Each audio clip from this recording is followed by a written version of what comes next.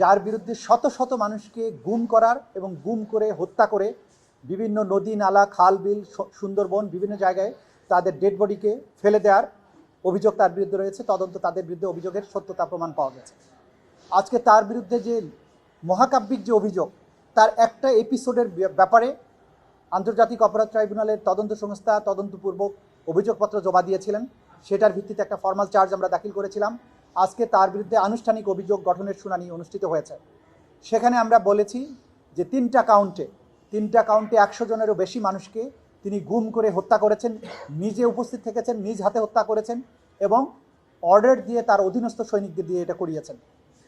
তিনি যখন র্যাবের ডাইরেক্টর ইন্টেলিজেন্স হিসাবে দায়িত্ব পালন করতেন, সেই সময় থেকে শুরু করে এডিজি অফিস হয়ে যতদিন দায়িত্ব পালন করেছেন, সেই সময়কালের মধ্যে বাংলাদেশের বিভিন্ন জায়গা থেকে ভিন্ন মতাবলম্বী রাজনৈতিক কর্মী, শেখ হাসিনা সরকারের জন্য হুমকি হয়ে ওঠা ব্যক্তিবর্গ এবং এই গুম খুনের ব্যাপারে যারা সাক্ষী ছিল, যারা এগুলোকে দেখেছে, বিশেষ করে আলকাস মাঝির কথা আমি যদি বলি, যে আলকাস মাঝির ট্রলারটাকে সে ভাড়া করেছিল এই চরদুয়ানি হয়ে বলেশ্বর নদীর দিয়ে সমুদ্রের মোহনায় গিয়ে লোকদেরকে হত্যা করে লাশ ফেলে দেওয়ার কাজে তার ট্রলার ব্যবহার করা হতো।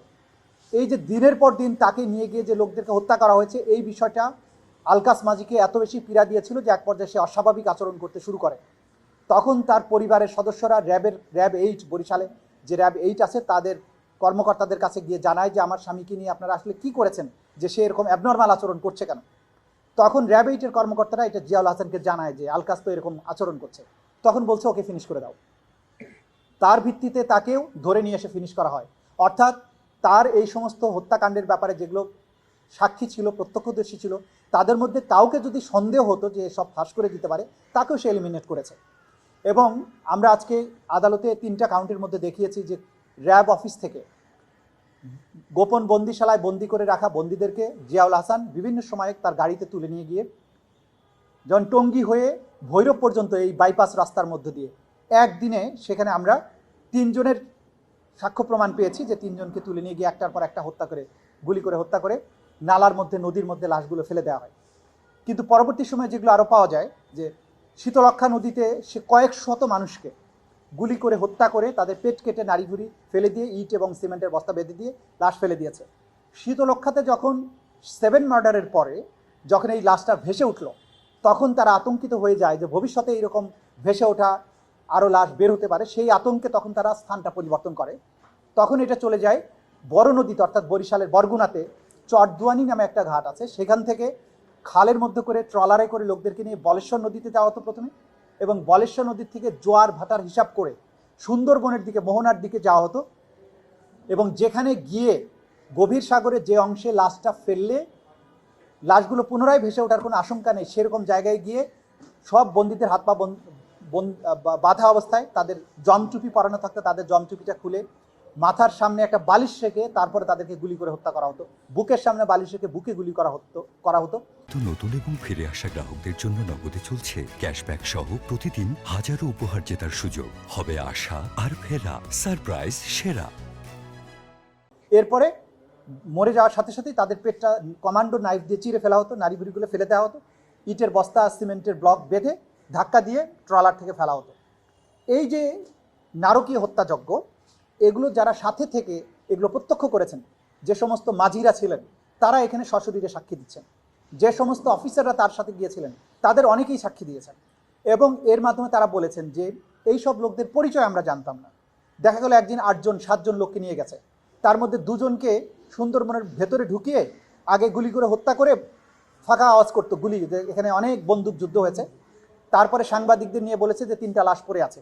ওই 3টা লাশ ক্রস ফায়ারে মারা গেছে বলে তারা আবার নৌকায় করে ফেরত নিয়ে এসে বিভিন্ন থানাতে জমা দিত যেগুলো ক্রস ফায়ারে মারা গেছে। কিন্তু 10 জন নিয়ে গেল, 3টা লাশ ফেরত দিল। বাকি যে 7 জন যারা বিভিন্ন স্থান থেকে যাদেরকে গুম করা হয়েছিল তাদের অস্তিত্ব যাতে বোঝা না যায়, তাদেরকে গুলি করে তাদের লাশটা সাগরের মধ্যে ফেলে দেওয়া হয়। এই জন্য আমরা বলেছি যে এগুলো অজ্ঞাতনামা। অজ্ঞাতনামা হলে অপরাধ হবে না তা কিন্তু নয়। সাক্ষীরা সবাই বলছে, যারা সাথে থেকে ধরেছে বন্দীকে, যারা রক্ত পরিষ্কার করেছে, তারা বলেছে যে এইরকম 10 জন লোককে ফেলা হয়েছে আজকে, কালকে 15 জন, কালকে 10 জন, কালকে 20 জন, 3 জন, 4 জন, এইভাবে শতাধিক মানুষকে হত্যা করে পেট চিরে লাশ ফেলে দেওয়ার চাক্ষুষ সাক্ষী আমাদের কাছে সাক্ষী দিয়েছেন, যাদের তথ্যের ভিত্তিতে এই ফরমাল চার্জটা দাখিল করা হয়েছে। এর বাইরে 5 শতাধিক ব্যক্তির হত্যাকাণ্ড সংক্রান্ত প্রত্যক্ষদর্শীর সাক্ষী আমাদের কাছে আছে, যেগুলোর আরও অন্যান্য এভিডেন্স কালেক্ট করার জন্য আলাদা তদন্ত চলমান আছে, যেগুলো খুব শীঘ্রই হয়তো দাখিল করা হবে। আমরা আদালতে বলেছি যে গুম খুনের যে মহাকাব্যিক যাত্রা শুরু করেছিল বিগত সরকারের আমলে, সবচাইতে নিষ্ঠুরতম, সবচাইতে কুখ্যাত ব্যক্তি হচ্ছে জিয়াউল হাসান, যার হাতে শত শত মানুষ এরকম গুম হয়েছে এবং নিহত হয়েছে, যার অকাট্য প্রমাণাদি প্রসিকিউশনের হাতে পৌঁছেছে। সুতরাং এইরকম নিষ্ঠুরতম খুনির বিচার এটা জাতির স্বার্থে, মানবতার স্বার্থে এটা করতে হবে, তা নাহলে মানবতা ভুল লুণ্ঠিত হবে। বাংলাদেশের এই বিচারের ব্যবস্থা এবং এই রাষ্ট্র ব্যবস্থার প্রতি মানুষের অনাস্থা চলে আসবে যদি এইরকম নিষ্ঠুরতম খুনির বিচার না হয়। বাংলাদেশে গুম খুনের জন্য যদি একজন মানুষেরও বিচার করতে হয়, সেটা হবে জিয়াউল হাসান। সুতরাং তার বিরুদ্ধে এই ধরনের সাক্ষ্য প্রমাণাদি আমরা হাজির করেছি। বিচার শুরুর জন্য আনুষ্ঠানিক অভিযোগ গঠনের শুনানি আমাদের পক্ষ থেকে যেটা করার কথা করা হয়েছে। আসামি পক্ষ একদিনের সময় পেয়েছেন, 8 তারিখে তাদের পক্ষে শুনানি অন্তে আদালত চার্জ গঠনের ব্যাপারে প্রয়োজনীয় আদেশ দিবেন। অভিযোগ যদি গঠন হয় তারপর থেকেই সাক্ষ্য গ্রহণ শুরু হবে এবং এই বিচার, বাংলাদেশে গুমের বিচার ইনশাল্লাহ হবে। যত ষড়যন্ত্র হোক, যত ধরনের পরিকল্পনা করা হোক, ইনশাল্লাহ এই সমস্ত মজলুম মানুষ যারা চিরদিনের জন্য হারিয়ে গেছেন, যাদের সন্তানেরা বাবার অপেক্ষায় আছে কিন্তু জানে না বাবা বেঁচে আছে না মরে গেছে, তারা শিশুর থেকে আজকে যৌবন নিয়ে পৌঁছেছে, স্ত্রীরা বিধবা হয়েছেন কিন্তু নিশ্চিত হতে পারেননি যে তার স্বামী আদৌ মারা গিয়েছেন নাকি অন্য কোথাও বন্দী আছেন, মারা গিয়ে থাকলে কবে মারা গিয়েছেন, কোথায় তার কবর হয়েছে, আদৌ তার জানাজা হয়েছিল কিনা, যখন মারা হয় তখন তার কি শেষ কথা ছিল।